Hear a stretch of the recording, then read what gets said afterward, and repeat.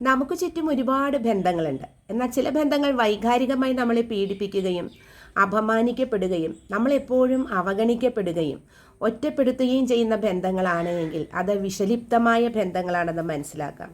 അങ്ങനെയുള്ള ബന്ധങ്ങൾ മുന്നോട്ട് കൊണ്ടുപോകുന്നത് എപ്പോഴും നാശകരമാണെന്നുള്ളൊരു വസ്തുത നമ്മൾ മനസ്സിലാക്കിയിട്ട് ഇങ്ങനെയുള്ള ബന്ധങ്ങൾ എന്തിനു വേണ്ടി മുന്നോട്ട് കൊണ്ടുപോകണം? ഇങ്ങനെയുള്ള ബന്ധങ്ങൾ നമ്മുടെ ഊർജത്തെ തന്നെ കെടുത്തിക്കളയും, മനസമാധാനത്തെ തന്നെ തകർത്ത് കളയും, ഫാമിലി ലൈഫിനെ തന്നെ തകർത്ത് കളയും എന്നുള്ളതാണ്. ചില ബന്ധങ്ങളിൽ നമ്മളെ നിരന്തരമായിട്ട് വിമർശിച്ചു കൊണ്ടിരിക്കും എന്നുള്ളതാണ്. അങ്ങനെയുള്ള ബന്ധങ്ങൾ ഒട്ടും മുന്നോട്ട് കൊണ്ടുപോകാൻ കഴിയില്ലെന്നുള്ളതാണ് സത്യം. അങ്ങനെ വിമർശിച്ചു കൊണ്ടിരിക്കും, നമ്മളെ താഴ്ത്തിക്കെട്ടും, അവഗണിച്ചു കൊണ്ടിരിക്കും. ഇങ്ങനെയുള്ള ബന്ധങ്ങൾ ഒരിക്കലും മുന്നോട്ട് കൊണ്ടുപോകാൻ കഴിയില്ല.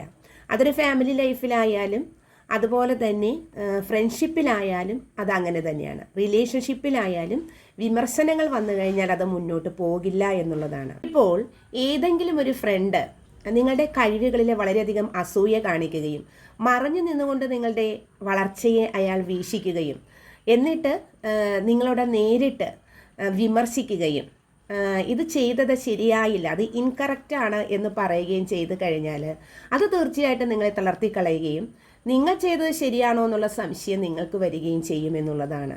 അപ്പോൾ നിങ്ങൾ ഇൻകറക്റ്റാണ്, റോങ് ആണ് എന്ന് ചിന്തിക്കുകയും ഇത് മാനസികമായിട്ട് നിങ്ങളെ തളർത്തിക്കളയും എന്നുള്ളതാണ്. ഏറെക്കുറെ നമ്മൾ ഒറ്റപ്പെട്ടാലും മനസ്സമാധാനമുള്ള ബന്ധങ്ങളാണ് നമുക്ക് നല്ലത് എന്നുള്ളതാണ്. അതായിരിക്കും എപ്പോഴും നല്ലത്. മറ്റുള്ളവരെ പ്രീതിപ്പെടുത്താനും മറ്റുള്ളവരെ സന്തോഷത്തിനും വേണ്ടിയിട്ട് നമ്മുടെ സന്തോഷത്തെ കളഞ്ഞുകൊണ്ട് ചില ബന്ധങ്ങൾ നിലനിർത്തുകയാണ് എങ്കിൽ അത് നമ്മളുടെ മനസ്സമാധാനം പോകുമെന്നുള്ളതാണ്. ദീർഘകാല അടിസ്ഥാനത്തിലുള്ള ചില ബന്ധങ്ങളാണ് എപ്പോഴും നല്ലത് എന്നുള്ളതാണ്. ഓരോ വ്യക്തിക്കും അവൻ്റേതായ സന്തോഷങ്ങളുണ്ട്, ദിശാബോധമുണ്ട്, ലക്ഷ്യബോധമുണ്ട്. അപ്പോൾ കറക്റ്റൊരു ലക്ഷ്യബോധത്തോടു കൂടി നമ്മുടെ സന്തോഷങ്ങൾ കണ്ടെത്താൻ വേണ്ടിയിട്ട് കുറച്ചൊക്കെ സഞ്ചരിക്കുക എന്നുള്ളതാണ്. മറ്റുള്ളവരുടെ അഭിപ്രായ പ്രകാരം ഒരു കരിയർ തിരഞ്ഞെടുക്കുക, ഒരു ഫാമിലി ലൈഫ് തിരഞ്ഞെടുക്കുക, ഇങ്ങനെയുള്ള കാര്യങ്ങളെല്ലാം ചെയ്തു കഴിഞ്ഞാൽ കുറച്ച് കഴിയുമ്പോൾ നമുക്കൊരു വിരസത വരും, ബോറിങ് വരും. ഈ സമയത്ത് നമുക്കത് ഉപേക്ഷിക്കാനും വയ്യാത്ത ഒരു സ്റ്റേജിലേക്ക് വരും. അപ്പോൾ എപ്പോഴും നമ്മളുടെ ആഗ്രഹങ്ങൾക്ക് പ്രാധാന്യം കൊടുത്തുകൊണ്ട് ഒരു കറക്റ്റ് ലക്ഷ്യബോധത്തോടു കൂടി നീങ്ങുക. നിങ്ങളുടെ സ്നേഹമായാലും വിശ്വാസമായാലും അർഹിക്കുന്നവർക്കത് ദാനമായി നൽകുക എന്നുള്ളതാണ്. അതോടൊപ്പം നിങ്ങളുടെ സമയത്തിന് പ്രാധാന്യം കൊടുക്കുക എന്നുള്ളതാണ്.